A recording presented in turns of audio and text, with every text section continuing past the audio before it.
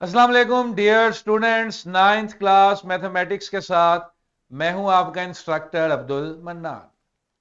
Chapter number 7 coordinate geometry हमने start किया।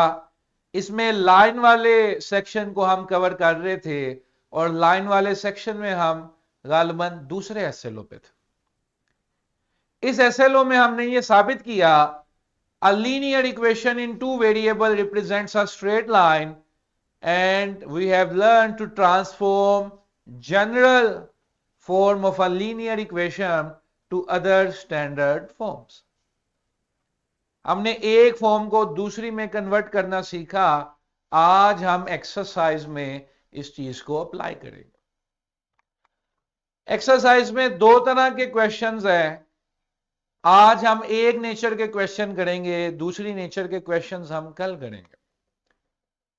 Exercise 7.6 में क्वेश्चन नंबर 1 आपकी स्क्रीन पर है। मेरे पास डिफरेंट नेचर का डाटा गिवन है। कभी मुझे कुछ गिवन होगा, कभी मुझे कुछ गिवन होगा, और इस डाटा को देखते हुए मैंने क्या करना है, इक्वेशंस बनानी है। Got it? जब हम इक्वेशंस बना रहे थे उस वक्त भी हमने देखा, और आपकी सहूलत के लिए आपकी किताब में पूरा कंपैरिजन टेबल भी मेंशन है कि एक से ज्यादा शक्लें होने का फायदा क्या है, क्यों हम एक से ज्यादा फॉर्म्स ऑफ स्टैंडर्ड फॉर्म्स हम डेवलप करते हैं, ड्राइव करते हैं। क्यों? क्योंकि डेटा जो हमें गिवन होता है वो अलग अलग नेचर का हो सकता है। कभी हमें पॉइंट्स गिवन है, कभी इंटरसेप्ट्स गिवन है। समझ गए? उस हिसाब से फिर हम फॉर्मूला लगा के इक्वेशन तैयार करते हैं। यहां पे क्वेश्चन नंबर 1 है, द हॉरिजॉन्टल लाइन थ्रू, कहते हैं जी फाइंड एन इक्वेशन। एक इक्वेशन फाइंड कीजिए हॉरिजॉन्टल लाइन की थ्रू 7, -9। आपको समझाने के लिए इसका रफ सा ग्राफ बना लेता हूं।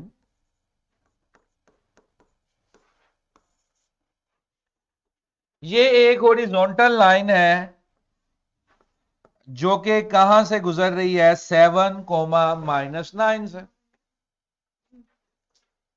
मैंने इसकी इक्वेशन बनानी है। मुझे पता चल गया मेरे पास एक पॉइंट है x1 y1। हमारे पास एक शक्ल तो ये थी जिसमें पॉइंट इस्तेमाल होता है, slope, point slope form, point slope form. Clear है? पॉइंट स्लोप फॉर्म में पॉइंट भी चाहिए और स्लोप भी चाहिए।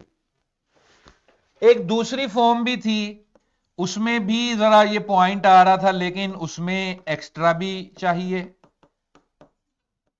क्या कहते थे इस फॉर्म को? क्या कहते थे? बोलिए, शाबाश। टू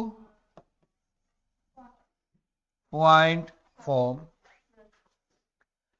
अब अगर ऊपर वाला मैं फॉर्मूला लगाता हूं बेटा, तो मुझे पॉइंट के साथ स्लोप भी चाहिए, एम भी चाहिए, और x1 y1 भी चाहिए। अगर नीचे वाला फॉर्मूला मैं अप्लाई करता हूं तो मुझे x1 y1 यानी कि एक पॉइंट, और दूसरा पॉइंट x2 y2 वो भी चाहिए। अब ये जो दूसरी सिचुएशन है, ये तो मुमकिन नहीं है। दूसरा पॉइंट मैं कहां से लेकर आऊं? इसका मतलब है I had to go for the first formula. लेकिन इस फर्स्ट फॉर्मूला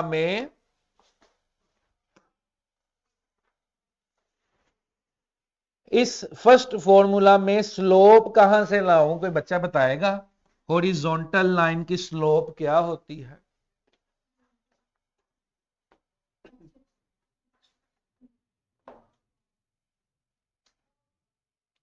स्लोप वाला टॉपिक जो है वो हम बारहा पढ़ चुके हैं, कई दफा देख चुके हैं कि फ्लैटेस्ट लाइन की स्लोप क्या होती है।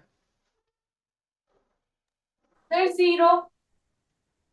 जीरो। फ्लैटेस्ट लाइन की स्लोप क्या होती है? जीरो। तो ये क्योंकि हॉरिजॉन्टल लाइन है, इसमें y वाली चेंज 0 होती है, जिसकी वजह से स्लोप क्या है, 0। अब मेरे पास स्लोप भी आ गई और पॉइंट भी आ गया। अब मैंने फॉर्मूला अप्लाई करना है, y minus y one is equal to m x minus x one. ये आ गया y माइनस माइनस 9, स्लोप की जगह 0 आ गया बेटा, और x1 की जगह आ गया 7। थोड़ा सा सिंप्लीफाई किया, माइनस माइनस क्या हो गया, प्लस, और 0 मल्टीप्लाई बाय x 0। तो ये मेरे पास इक्वेशन आ गई y plus 9 is equal to 0। y plus 9 is equal to 0। तो डेटा को देखना है कि डेटा को देखते हुए हमने ये सिलेक्ट करना है कि हमने कौन सा फॉर्मूला लगाना है। डेटा की नेचर हमें बताएगी कि हमने 6 में से कौन सी फॉर्म लगानी है। Got it. अब ये अगला सवाल देखें। Vertical line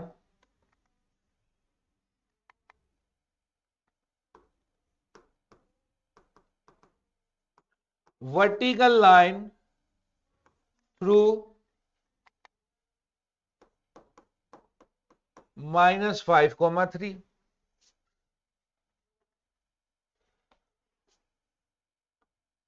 vertical line through -5,3।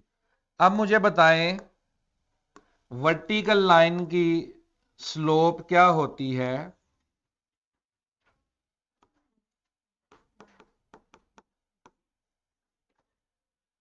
Steepest slope क्या होती थी, सिमुलेशन में भी देखा, बार बार लेक्चर में भी देखा।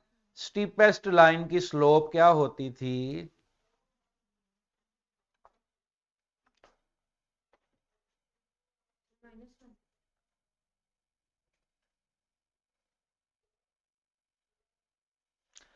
स्टीपेस्ट लाइन की स्लोप इंफिनिटी होती थी। इंफिनिटी इसलिए थी कि इसमें चेंज इन एक्स 0 होती थी। अब इसमें भी वही फॉर्मूला लगेगा, क्योंकि मेरे पास स्लोप है और एक अदर पॉइंट है। तो मैं पॉइंट स्लोप लगा दूंगा कि स्लोप भी है पॉइंट भी है। y1 की जगह 3, m की जगह इंफिनिटी, -5 आ गया x1 की जगह।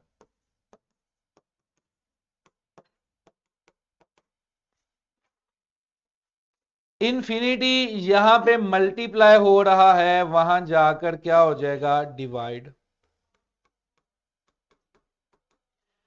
ये आपको पहले भी हम शायद डिस्कस कर चुके हैं कि किसी भी चीज को बेटा अगर आप कैलकुलेटर पे 0 से डिवाइड करोगे वो क्या आएगा, infinity.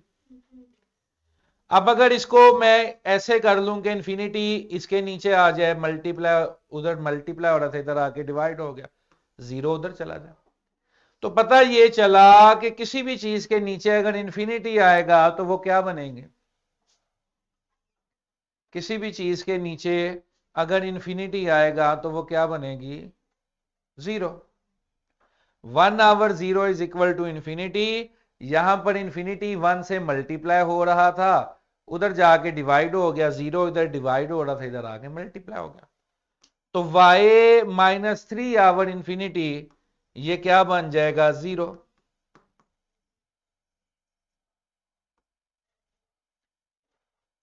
y-3 infinity is equal to 0। तो ये आ गया x plus 5 is equal to 0। Got it. करें जी इसको नोट।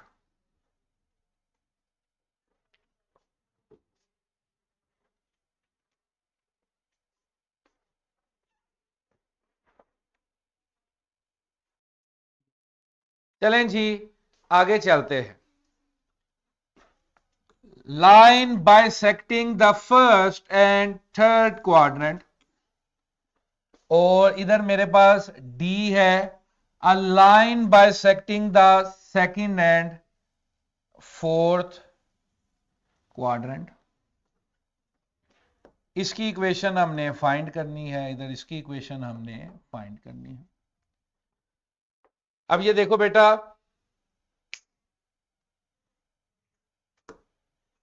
बाइसेक्टिंग का मतलब आधा आधा करना। अब कोई भी लाइन उसी वक्त बाइसेक्ट करेगी जब वो कहां से गुजरेगी, ओरिजिन से गुजरेगी, 0,0।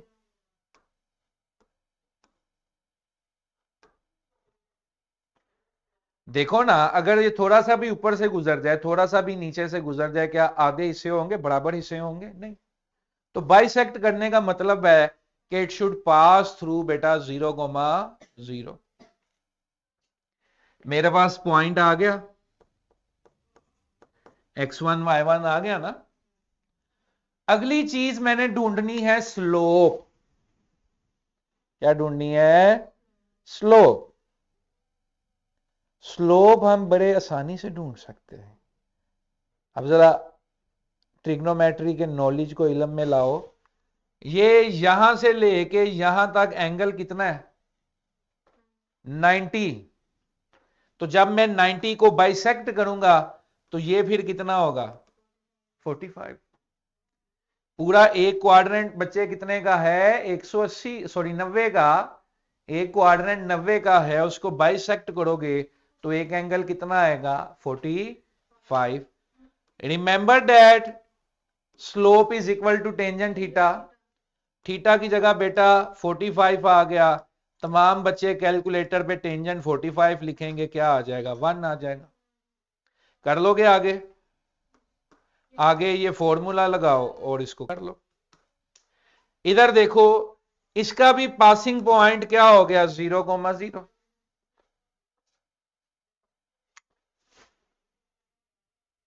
इसका भी पासिंग पॉइंट क्या हो गया? 0,0। Got it? अब ये देखो बेटा, ये भी एक क्वाड्रेंट है विच इज 90 डिग्री। आधा किया तो 45, आधा किया तो, लेकिन 90 पीछे से भी तो शामिल हो गया। यहां से यहां तक गया 90, 90 से ऊपर आधा शामिल हुआ 90 का, यानी कि 45 प्लस 90 कितना हो गया बेटा? 135। मेरी बात समझ आ गई? ये देखो ना, ये तो तुमने ट्रेवल कर लिया 90। अगले में जब 90 में गए तो वो बाइसेक्ट हो रहा था, आधा हो रहा था। अगला 90 आधा होकर कितना बचा? 45। पीछे वाला 90 प्लस इतना 45 ऐड होकर कितना हो गया? तो इसका थीटा कितना है? 135। इसकी स्लोप क्या आएगी? m is equal to tangent 135। Tangent 135 calculator पे चेक किया, क्या आया? -1। कैलकुलेटर पे रखना, उसने जवाब दे देना। तो इसका पॉइंट भी है 0,0, इसकी स्लोप भी है -1। तो क्या ये हम आगे कर नहीं सकते? कर सकते हैं ना? तो याद रखो, सिर्फ सिचुएशन को देखना होता है, उसको जज करना होता है, और तो कुछ नहीं करना होता। कोई नई चीज नहीं हम कर रहे, बाइसेक्शन कर रहे हैं। आप सबको पता है बाइसेक्शन क्या है। एंगल किस तरह से मैंने फाइंड किए वो भी हम देख चुके हैं, ट्रिग्नोमेट्री में भी तो कर चुके हैं। बेरिंग में तो हम कितना ये एंगल एंगल देख चुके हैं। ठीक है जी, चलें जी आगे चलते हैं। लें जी, find an equation of the line. अब हमारे पास डिफरेंट सिनेरियोज हैं जिसमें हमारे पास फर्स्ट केस, सेकंड केस, और सॉरी ए सी ई, इधर से जो फर्स्ट सेकंड थर्ड है, ये तीनों केस क्या आप कर नहीं सकते? अब स्लोप गिवन है, अनडिफाइंड का मतलब इंफिनिटी, इंफिनिटी को उधर ले जाके जीरो कर देना, दूसरी साइड पे ले जाओगे इंफिनिटी को, वो सारी चीज को क्या कर देगी? जीरो कर देगी। अच्छा, जी वाले को देखिए, इस जी वाले पॉइंट को देखिए, -5, -3 एंड 9, -1। दो पॉइंट्स गिवन है, इक्वेशन बनाना चाहता हूं, बताइए क्या करूं? दो पॉइंट्स गिवन है, 2 पॉइंट फॉर्म लगेगी। क्या होती है 2 पॉइंट फॉर्म बताइए? y minus y1, y2 minus y1, x2 minus x1। अब इसमें से बेटा जिसको मर्जी x1 y1 कर दो, जिसको मर्जी x2 y2 कर दो, फर्क कोई नहीं पड़ता। फाइनल जवाब हमेशा क्या आएगा? सेम आएगा। कर लोगे? y minus minus 3, -1 minus minus 3, 9 minus minus 5, x minus minus 5।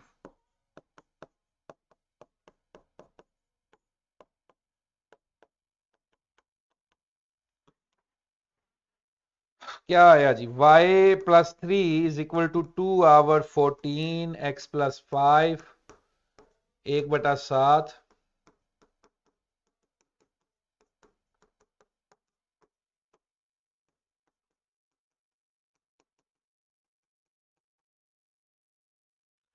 7 into y plus 3 is equal to x plus 5. You can simplify it further.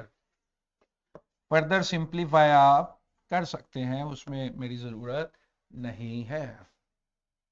Got it बेटा? What should we apply in the B? y intercept given है -7 और slope given है -5।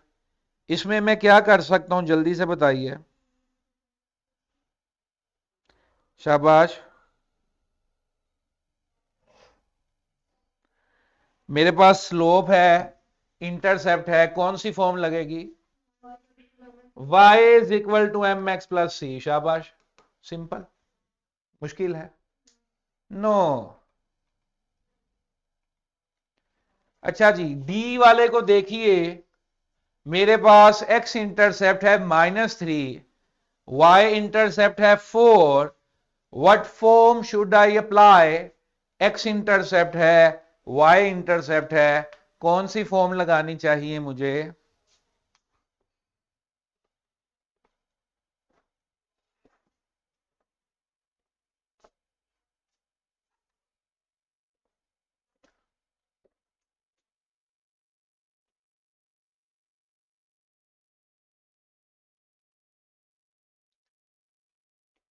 x intercept भी है, y intercept भी है, तो एक फॉर्म हमने देखी थी, two intercept form, which is x over a plus y over b is equal to 1।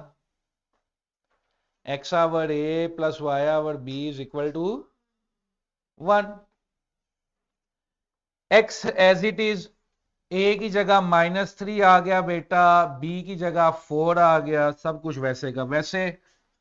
आगे अगर इसको तुम फर्दर सिंप्लीफाई करते हो तो कुछ इस तरह की चीज आती है।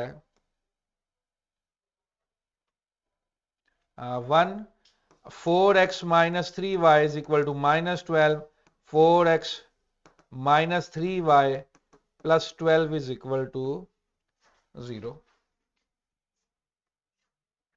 Got it? ठीक है।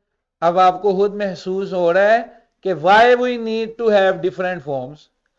अब अगर मुझे गिवन ही इंटरसेप्ट है और मैं स्लोप इंटरसेप्ट लगाता रहूंगा तो क्या मैं सोल्यूशन पे पहुंच सकूंगा?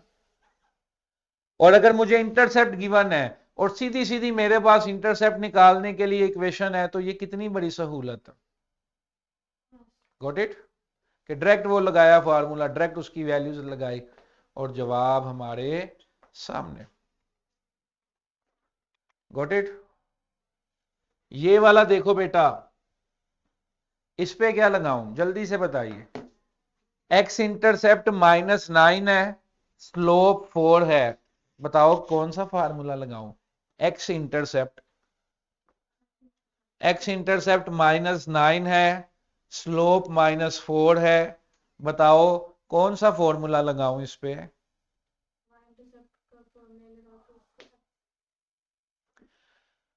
अगर आप सोच रहे हैं कि सर हम इस पे y is equal to m x plus c लगा दें, y is equal to m x plus c लगा दें, तो ये तो y इंटरसेप्ट के लिए कस्टमाइज्ड है। अगर आप इसमें सी की जगह एक्स इंटरसेप्ट लगा देंगे तो ये गलत हो जाएगा। इंटरसेप्ट में बार बार हमने ये देखा कि at x intercept value of y is equal to, ये देखा कि नहीं देखा कि जब वो x को टच करती है तो x होता है y नहीं होता। इसी तरह जब y को टच करती है लाइन तो y इंटरसेप्ट होता है, उस पे x की वैल्यू क्या होती है, 0। अब देखो अगर मैंने -9 लिखा है तो इस -9 पे y की वैल्यू क्या होनी चाहिए, 0।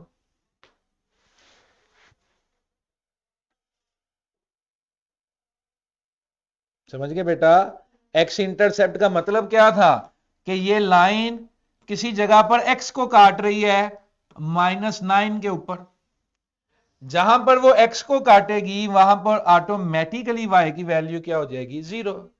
तो इसलिए हमने ये पॉइंट तैयार कर लिया x1 coma y1। Got it? अब मुझे स्लोप भी तो गिवन है, मेरे पास पॉइंट भी है, स्लोप भी है। What should I do? Slope भी है, पॉइंट भी है, व्हाट शुड आई डू?